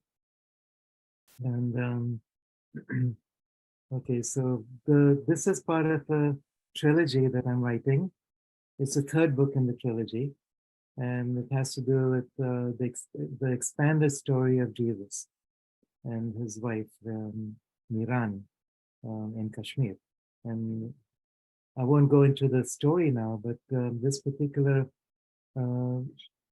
piece of it has to do with their daughter, Elmira, who is invited by the Great Mother to become the Manu of the next root race. In other words, she's like a template of new possibilities for the next human species. And the journey, her experience of what that means, and growing into it, and her connection with the soul of the earth, and the teachers that supported her in this way. So what came through this morning, it's a short chapter. So it's called The Dream. Isa had come back home from his travels, leaving the boys behind in England to pursue their own destinies. There is always something so beautiful and ecstatic about being greeted by loved ones after a long absence. And even though we could never really be apart anymore, it was a wonderful homecoming for us all. So after years of being away, I had a dream just before his return, in which a number of prisoners had been sentenced to death and were to be executed. Just before their execution, they were granted the gift of immortality by a capricious God. And so every day for the rest of their lives, they would be taken out to be executed and then returned to the safety of their cells. The dream somehow highlighted for me the pointless existence of most of humanity. Many people are dead already, but do not know it. They're too afraid to die, and yet too afraid to live. They're entered a treadmill of existential suffering from which there is no hope of escape. In their case, the idea of immortality had become a curse, and these poor prisoners yearned to be lifted out from their endless cycle of pointless existence. I recognized that the dream reflected an entire root race of humanity who were trapped in the treadmill of the mind, where a narrow band of perception, and especially a cultural conditioning around the afterlife, has kept them chained in the slow dance of death. Humanity was trapped in a false dance of immortality, where the safety of tomorrow became more important than living each moment today, where they were afraid to exchange the insecurity of the known for the security of the unknown, where the fear of death became a fear of life, where people died slowly each moment without knowing they were already dead. People had become slaves of habits, slaves of routine, slaves of perception that never carried far. They had become slaves to ideas of progress or ideas of religion, ideas of intelligence and self-importance that froze the heart and killed the soul. As the four of us came together the day of Isa's return, we knew the time had come to break the spell, and that the prisoners of my dream were ready to be set free. Break the spell. Yeah. Wow. You know, it seems like humanity has this date approaching with a dark night of the soul. Yeah. And I find that those dark nights of the soul, we've all been through them, but they're actually really useful because they force you to let go, Yeah. right? When you realize, hey, what I've been doing was working up to now, but the road has changed on my hero's journey. The path has become a different landscape. It's no longer working. I have to let go. It's more painful to let go than to remain doing what I'm doing. It's more painful to stay doing what I'm doing than to let go. It's Right. the reverse. And so you just let go, right? And you break down, you're dismembering yourself to go into a new configuration. I just find that if we can embrace our dark nights of the soul on an individual level, it does help prepare us for this collective one that you say is approaching. This, And how you've described that humanity's got a date with catastrophe.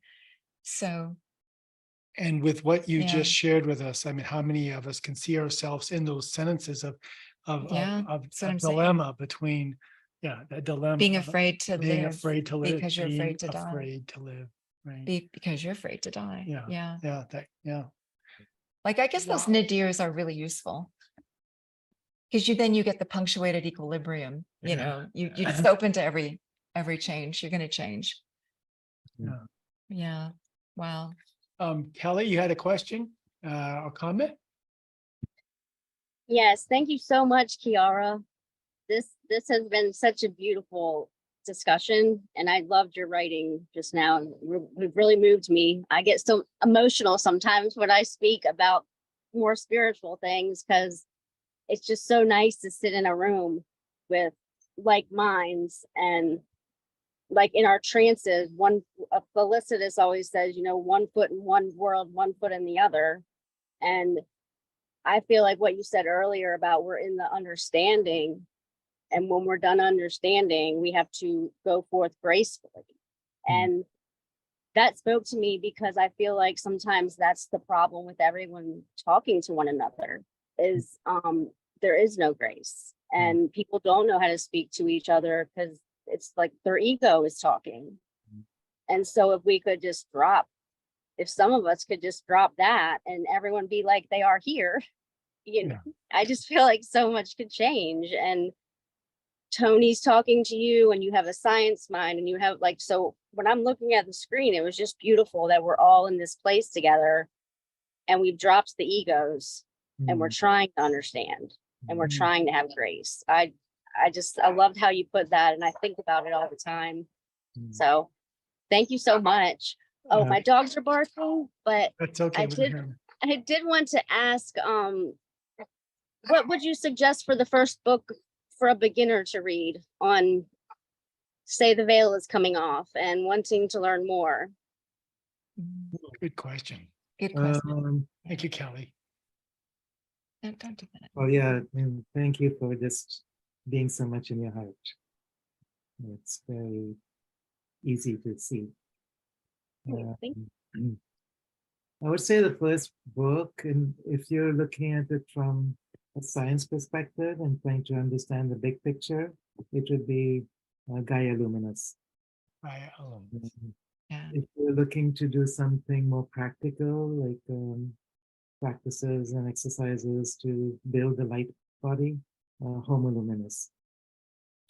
And then this trilogy, Isa is both Isa, son of the sun, Niran, daughter of the moon, and Elmira, child of the stars.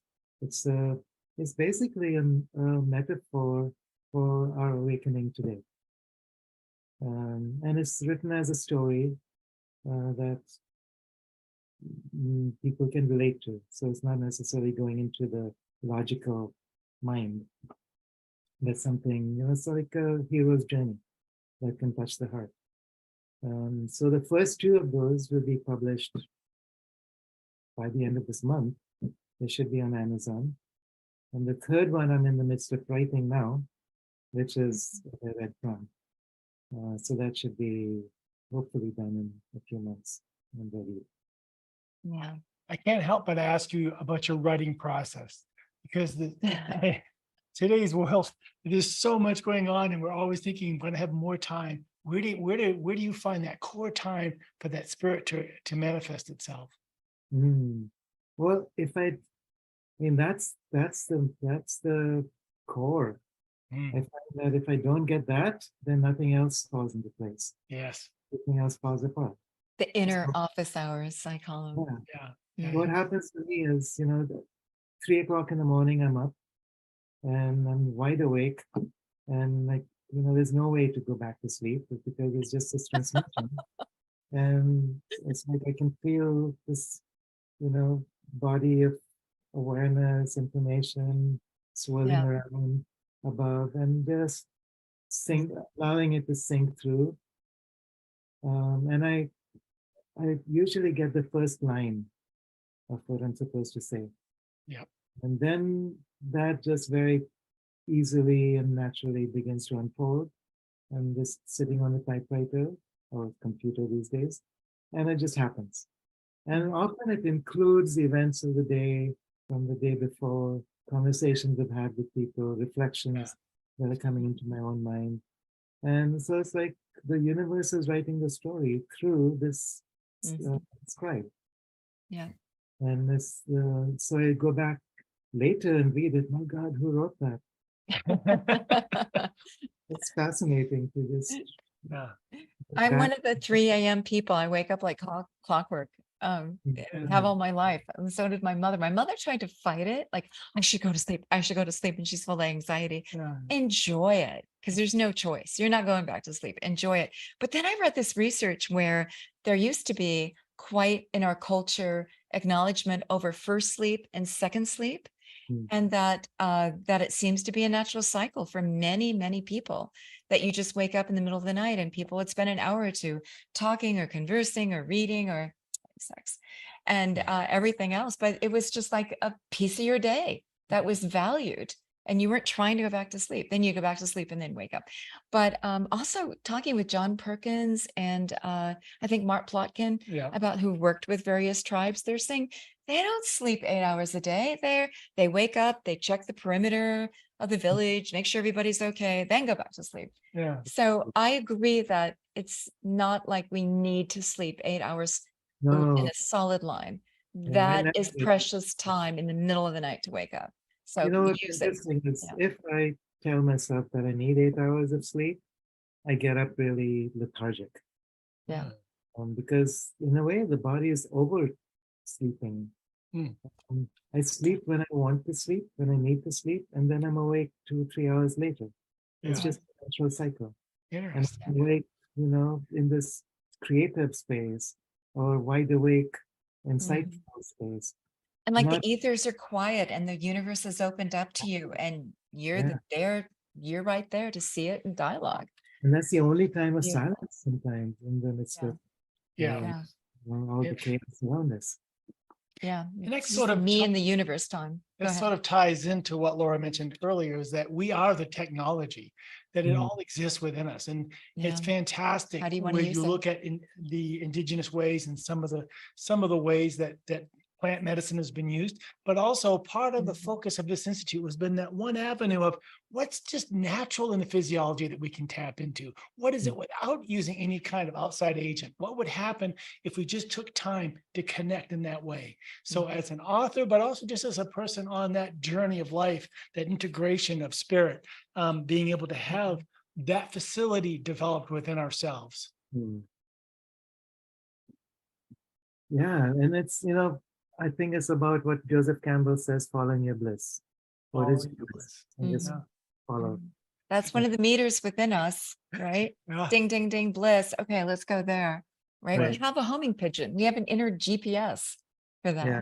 Well, Yeah. in closing, I do want to give Gary the last Good, word me too. because he was so He generous. started it off Yeah, here. he's the one Oh. that invited us to dialogue with you. So Gary, final comments from your side. Well, Fred asked a great question about hope. Hmm. And I ask myself that question a lot, I used to, because if I develop linear models of space and time, I don't see a lot of hope, Mhm. but I realize the hope for me is that when I look at myself and I look at myself as members of this biological species that has this survival instinct, that the hope is a lot of times that I don't change unless I've got under pressure. Mhm. And it feels like I can't change unless I get my attention is directed. And it seems to me like the blessing that we've received, even though sometimes it's a double-edged sword, the blessing is that, we're under pressure right now as a species. We have a choice that's in front of us. And yesterday, Kiara and I and 5 friends were out hiking in a wonderful place, a 600-acre retreat center. And we were headed up to a magical place I wanted to take everybody to. And what was right in front of us, laying across the trail, was a 6-foot rattlesnake, a 6-foot beautiful red rattlesnake. And it couldn't have been a greater example of this, because a rattlesnake gets your attention. And Native American spirituality is very much about death and rebirth, the shedding of skins. And, that's where we're at right now, is that choice. And I believe that's the real hope. The real hope is this group of people that have come together to take this moment with Kiara.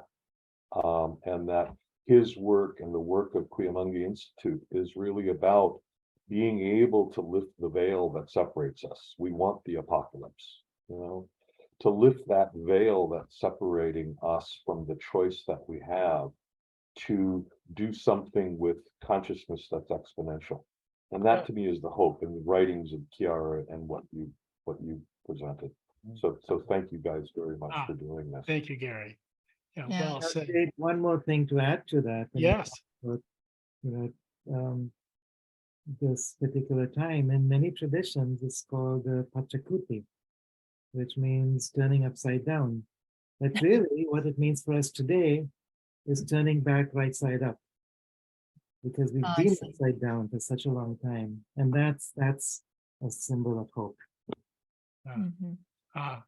Beautifully said. I mean, it's sort of indicative that this moment in time when you have all this fake news that right is wrong and wrong is right and black is white and black, we're living in an inverted time. Yeah. And Yeah. so to write a relationship with ourselves, our community, our universe, is really to go back to center, right? To find that. And if I can Yeah. say the one final thought, and that is that in our effort Yeah. as humanity to correct wrongs of the past, let's be careful not to go too tribal and separate ourselves out from each other. That we Okay. all need to have a map forward for integration, for unification, that all of the backgrounds and all of the things in the past that need to be corrected, do so. But at the same time, let's integrate ourselves as a global family. That's where I think that the answer will lie, is that if we can get past that. Could you speak to that? Because we talked about the duality, the dual nature, and we talk about the unity. And really, nature thrives on biodiversity. So we want to honor the multicultural, we want to honor the individual, we want to honor all this myriad themes and its infinite ways of expressing itself while it is part of the whole. So can you just give us some last words on really embracing the infinity and the unity, the Yeah, what I'm realizing is that duality is not the equivalent of being currently existing within human bodies in this strange civilization we find ourselves. yeah. We can be on this earth, we can be in human bodies, but not experiencing the field of duality. And the shamanic cultures are exhibiting them. So the field of duality has to do with when we fracture reality into right and wrong through judgment. Whereas if we look at the world through the eyes of polarity and diversity, this is the way it is in creation. This time and space become a matrix for new possibilities. The mind is not the matrix. Time and space becomes the matrix, where different levels of the mind can come together to orchestrate something bigger than itself. And this is very different from duality, because duality becomes more and more shrunken. It's like we're afraid of the unknown, so we shrink ourselves to fit into a box, Pandora's box. Whereas this cosmovision that we're talking about breaks us out of the box. Same mind, but new connections. Right. So rational mind simply becomes a gateway through which higher levels of the mind and even cellular levels of the mind, deep levels of the heart and soul, connections with the universe beyond our current timeline, all of that is welcome. Like Rumi says, bring in all the friends. They're all welcome to the same table. Yeah. So that's where We're all go. one family, ultimately. We're all one ecosystem, right? We're all one universe. Yeah. And like Tony said, like a hive, not as tribes. Oh, Like a thank you, hive. Tony. Yeah, Yeah, beautifully said. great. Thank you so much, Kiara. Thank you, Yeah. Gary. Thank you, everyone who spoke up. If you have anything last thing to say, raise your hand now. But Paul's going to open up the microphone so we can all say thank you. Yeah. So first of all, thank you. Let me quickly interject for those of you that are Yeah. still here. Wednesday, there's been a request for us to do a ceremony of intention dealing with the need for rain in the Southwest of the United States. So anybody who would like to participate, I know that Bianca has been a significant contributor to this for us in the past. So Bianca, if you could schedule that on Wednesday to be with us, Yeah. we'd love to set the intention and then really work on. Yes. We're dry here, very, very dry. We actually did a group this morning, at 9 o'clock this morning. Some of us here rounded up in Placitas. We do that every once in a while, but also our tribal friends across the river have begun to do their rain dances. And so we're calling en masse because yes, indeed, it is very dry. And, as much as the aquifers kind of replenished this year, it goes down very fast in that high frequency mode we're living in, for sure. Yeah. I wanted to say one really quick thing, Kiara, that you said that really touched me was the way the crop circles happen and they just go boom. And that I know that potential for us to shift our consciousness globally is there just like that. And it can be that instant. I'm hoping for the 100th monkey. Because we're not all 8 billion on the same, I have family in different parts of the world and realize how different the frequencies are just wherever you go.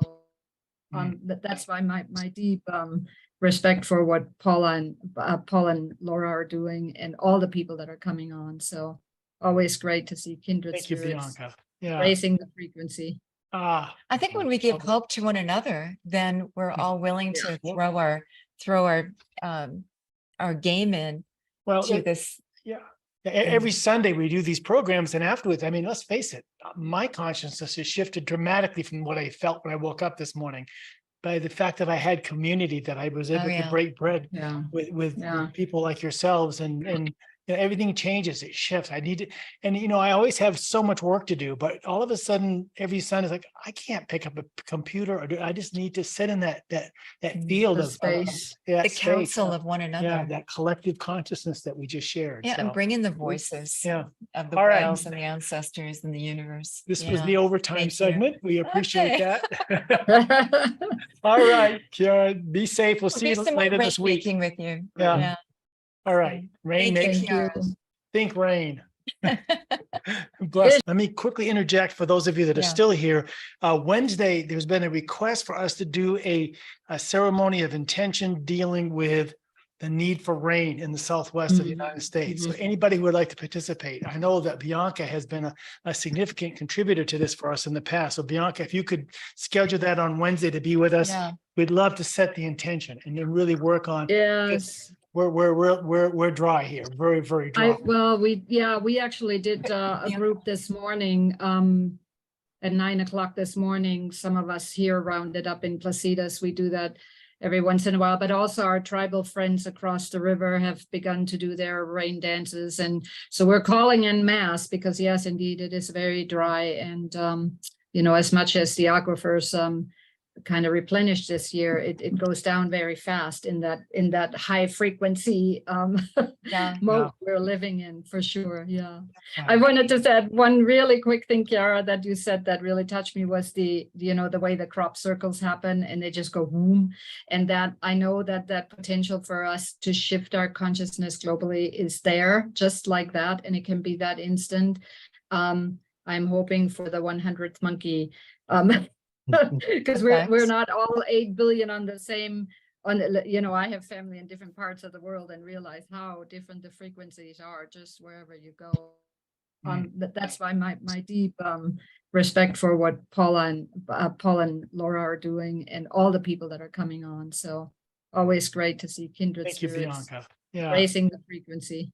Ah, I think when we give hope to one another, then we're all willing to throw our game in well, to this. yeah. Every Sunday we do these programs, and afterwards, I mean, let's face it, my consciousness has shifted dramatically from what I felt when I woke up this morning by the fact that I had community, that I was able to break bread Yeah. with people like yourselves, and everything changes, it shifts. I need to, and I always have so much work to do, but all of a sudden every Sunday is like, I can't pick up a computer I just need to sit in that field The of space. that The space counsel of- of one yeah, another. that collective consciousness that we just shared. Yeah, So, and bring in the voices yeah. of the All right. whales and the ancestors and the universe. This was Yeah. the overtime Thank you. segment. We appreciate Okay. that.